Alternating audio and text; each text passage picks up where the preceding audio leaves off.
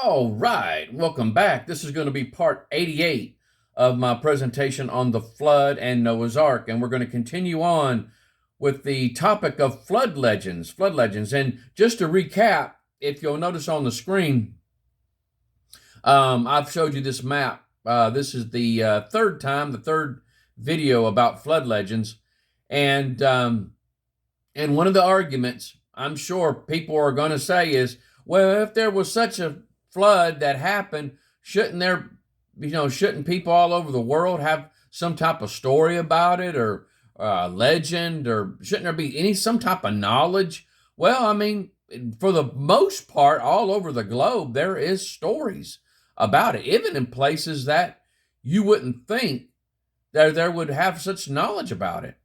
And then, of course, once you show them information like this, people are going to say, well, that's just because missionaries come in there and spread the gospel and stuff and taught the Bible. Well, they went into other places, and they have stated that these people had this knowledge before missionaries went into them. And there's been some areas that haven't had any missionaries go in there. And we've talked about that on the previous video. But there is a commonality amongst these stories that match the historical account mentioned in the Bible, and that you cannot escape. You cannot escape the fact, guys, that it's there. It's there, and it makes sense when you look at our history with a biblical worldview. It makes perfect sense because, excuse me, when a person that doesn't know nothing about the Bible, and they look at all these people all over the world, and they go, how did they know such a thing? How did these people, even in these remote jungles, have a flood legend? How did they know about this? If it killed everybody in the world, how did these people in these areas have such a knowledge about that?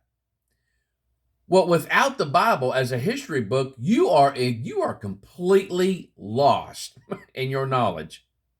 But when you look at the history of our world, looking at it through the Bible, you can say, okay, there was a flood. Only 8 people survived. They got off the ark. And then when people started populating the areas, they came together. They built Babel. They went against what God told them to do, to fill the earth, be plentiful, be fruitful, multiply. They came together. Everything was just one language, and God judged them by confusing the languages. He confuses the languages because when we all come together, guys, and I see that today, when we all come together, unless you have the Lord, unless it is of the Lord, and you are coming together as believers, whenever the world comes together, nothing really comes out of it good. I'm just going to tell you right now, nothing comes out of it good. Nothing comes out of it. And that's what happened with these people. They all came together as one.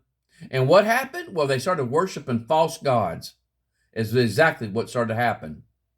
And God came down, confused the languages. Then people started spreading out because they couldn't understand one another. And he did a good job too, because we can't get along to this day. But I'm going to tell you right now, whenever people come together without the Lord, the only evil is going to come out of it. It's just the way it is. The way it is. And so now, I showed you this chart here. And you can freeze frame this and look at it, but you look at different aspects of the narrative of the flood, and then you got these nationalities and how they match. And how they match for what the Bible says. It's really amazing when you look at it. And then I went into the percentages. And you can freeze this too and look at the percentages of how they relate, how they match the biblical narrative. And so it is remarkable. It is remarkable. And there's more to it than just coincidental. I'm telling you right now, there's more to it. Now let's go on. Now, this was the last slide I showed you before we closed out the last video. This Dr. Alexandra from 1957, a world expert on the languages of the region. This is in the deep jungles near the Amazon River in South America. Now, notice I said deep jungles. He said, without their language, its structure, people are rootless. Rootless. Not ruthless. Rootless. That's rootless. Rootless. Like a tree having roots. In recording it, you are also getting down the stories and folklore. If those are lost, a huge part of a people's history goes. These stories often have a common root that speaks of a real event, not just a myth like we would think of it not being real. For example, every Amazonian society ever studied, now listen to that, every Amazonian society ever studied has a legend about a great flood. That is a very remarkable statement, guys. And why? Why would they have such a story? It's because something happened, a common root that speaks of a real event. Now, let's go to the Carina peoples. The Carina peoples, aka are also known as the Carib Indians. The Carib Indians. The Carina were native to eastern Venezuela and were the first people the Spanish settlers met upon arriving on the South America. They were fishermen, farmers, and sailors, and warriors. They would often eat their prisoners, cannibalism. The word cannibal is derived from the Spanish name Cannibals or cannibals. For the Carib, their name was given to the Caribbean Sea, a West Indies tribe well known for its practice of cannibalism. The flood legend says, in days long past, the sky god Caputanu came down to the kingdom of the Carina. Children, he called, hear me well. Soon a great rain will fall upon the earth and will cover all with water.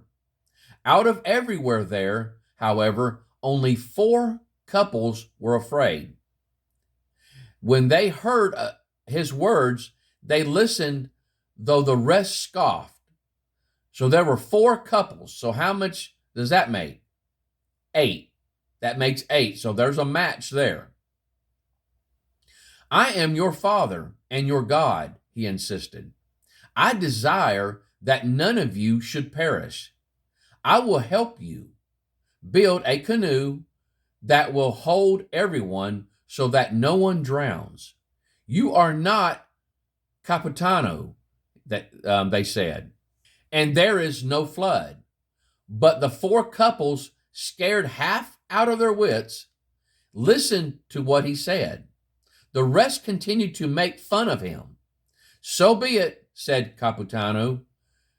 Then Capitano, with the other 8 people, began to build a very large canoe. It was a great canoe. And when they were done, they went about gathering 2 of each animal to put on board. Sounds very familiar, don't it?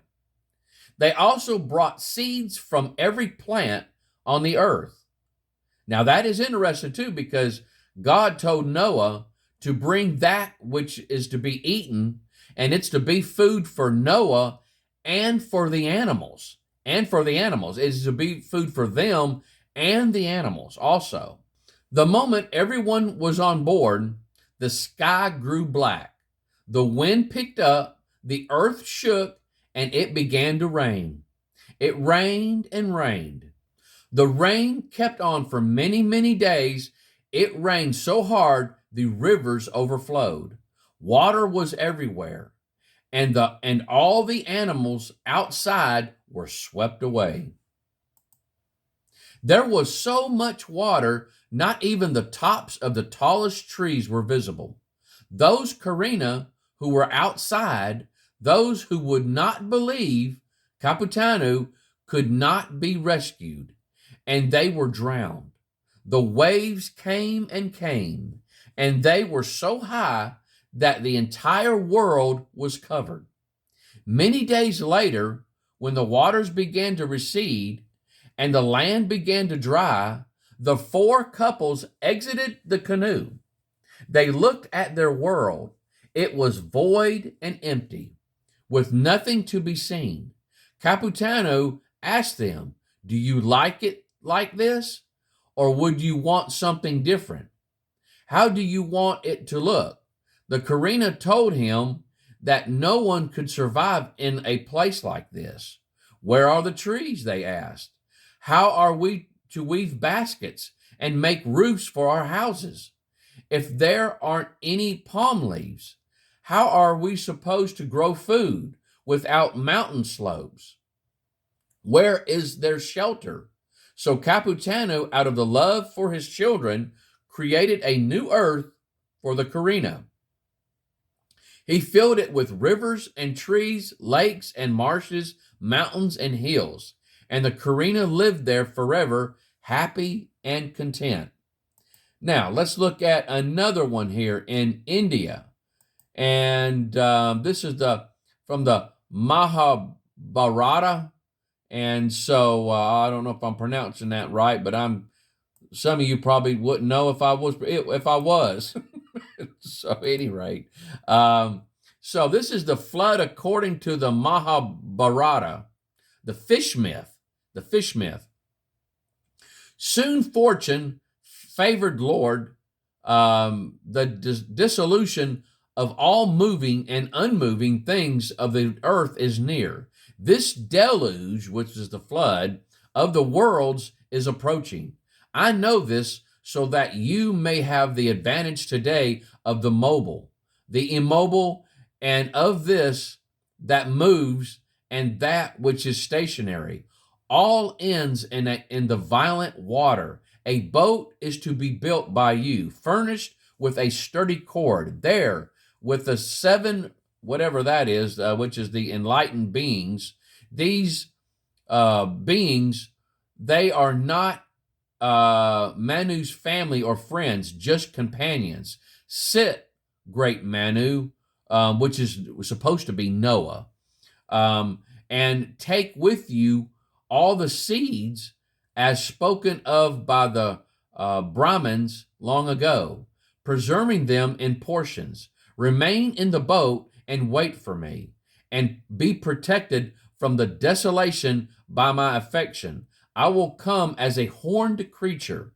Do what is required of you. I must go. You must anticipate my return and heed my words, he responded to the fish. This will be done. The two parted. Then great King Manu did as the fish said. Having taken all the seeds, he crossed the ocean in the boat. And Manu thought the fish, O king, and the fish, knowing his thought, came there. Great Bharata, as a horned creature going before the boat. And it says, with Manu, Noah, the seven, I'm not sure what that is, the seven seas would have made 8 occupants. And so at any rate, that's interesting. There's going to be 8 passengers on that boat, but going on. Having seen that the fish with the shape of a horned creature, Manu, the king and lord of men, tossed the cord over the forehead of the fish. Manu, distinguished among men, tossed the cord unto the horn of the fish. With the fish going ahead, the great boat was drug through the salty water by the impetus of the cord. In this way, the Lord of men crossed the ocean with this boat dancing angrily with the thundering waves and violent winds. The boat, O conqueror of distant cities, rowed about, staggering like a drunk prostitute. In all directions, neither the earth nor the sky were seen. All was sea, best among men, and only Manu. The fish and the seven seas, Rhesus or seas, could be seen in that disordered earth, disordered earth, excuse me. Most excellent Baradas, O king, the fish pulled the boat carefully through the flood waters for many years, finally dragging it to the highest peak of the Himalayas. Then the fish said to those people, with slight irony, bind the boat quickly to the peak of the Himalayas. Having heard the words of the fish, the boat was quickly tied there by the occupants on the peak of the Himalayas. Now, lastly, the highest peak is called, even to this day, whatever that word right there is. This son Kunti, best among Bharatas. Then the god said to the assembly of the occupants, I am the creator Brahma, most high, unattainable, and you have by me been set free from danger, having attained for myself the form of a fish. And now all men, gods, and demons, all things earthly, those that move and those which are stationary, will be created by Manu. And by the intensity of his piety, he will obtain power, and in the abandonment of confusion will not go to disillusionment. Thus, having spoken these words, the fish disappeared, and Manu Vaisvasvara was filled with a desire to create men. In the process of creating, he became bewildered. Then with the great meditation of tapas, he was joined with God. Manu began to create all men, best of Bharatas. This story is called the fish myth. The ancient tale, having been spoken by me, recounts the expurgation of evil. The man who hears this will dwell in happiness and will go to whichever heavenly world he desires. And so we'll stop right there. That was a tough read. That was a tough read. Out of all of them, that was the toughest. And so, but you can see, even though most of this story doesn't make much sense to me, you can take aspects about this and tie it to the biblical narrative. It talks about the 8 people. It talks about the flooding and the repopulation of the world, and so the violence of it also, and so it's really amazing, guys. When you look at this stuff, there's more to it. There's more to it than just being coincidental. There's more to it. You cannot look at a lot of these flood legends and just say, well, that's just coincidence. That's just coincidental. No, there's more to it than just that. Well, some people might say, well, these cultures must have had a flood, and so they just made a flood story up around it. Well, it's awful funny that a lot of these cultures have 8 people. They have 8 people in a boat. And there seems to be more to it, and animals are being saved. And what's really wild is that some of these cultures hold on to the biblical narrative, certain aspects about it that make it more, that pop it up to the next level, like taking plants with them. Why would they say such a thing? Take plants with them so them and the animals could eat it. Because before when God created the world, everything was vegetarian. Everything ate plants. And the Bible is very descriptive about that. And then in the flood narrative, God even, I'll have it come up on the screen while I'm talking about it. I don't have it right here in front of me, but it talks about how they're to gather that which is eaten, and it is to be food for Noah and his family, and for the animals, also. Isn't that interesting? That these stories here are mentioning the very same thing about gathering plants. Gathering plants. Not all of them. Not all of them, but some of them will bring that out, and that matches what the Bible says. There's more to it, guys. That right there is just you with that alone. I mean, where would they get that at? Where would they get that at? It's simple. That was passed down from generation to generation after they left Babel, when the languages were confused. And so these people brought that knowledge of their history with them. And with anything, as time goes, people start to add things and take away from things, especially when it comes to oral pass downs and stuff like that. I mean, heck, look at us right now. They're trying to rewrite the history books from how America got started, and they're trying to rewrite it and try to change things and try to make things that aren't true out of where we came from. And so, but at any rate, guys, we're going to stop right there, and when we come back, we're going to continue on. And I am looking at what I got, and we're going to be looking into names, specifically what's in a name. What's in a name? And we're still talking about the flood and Babel, and we're going to be in this specific area here. Maybe one or two more videos, and then we're going to move on to another topic. But you guys take care. I love you, and I hope the Lord blesses you real good. Bye-bye.